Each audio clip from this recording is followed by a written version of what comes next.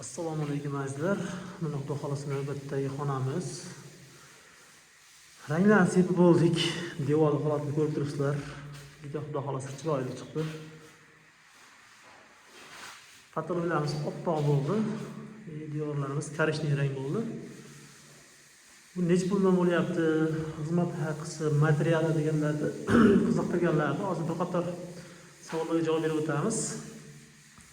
Devorlarimiz X-loy gipsovoy shpagilovka bo'lgan, steklovga yopishtirilgan, X-loy polimer shpagilovka tortilganda, ustidan keyin gruntovka, bunaqa tikurila kraska bo'lgan, Finlandiya kraskasi, tikurila bo'lgan, X-loy kraska sepildi. Mana holatni ko'ryapsizlar, juda chiroyli chiqdi. Hozir tagida skochlarimiz bor. Ustolarimiz ko'chirib olinyapti, skochlarni olishyapti. Xudo xolasa ustalar buni narxi $10 dan qilyapmiz. $10 dan. Tegalar oddenniy bo'ladi. Devordagi mayda lepka tegalarimiz 20 ming so'mdan metri. Taroqlarga 40 ming so'm. Taroq bitta 60 santimetrlik taroq tushgan bo'lsa, 3 qatorga hisoblanadi. Bu 20 santimetrdan taroqimiz, metri 40 ming so'm.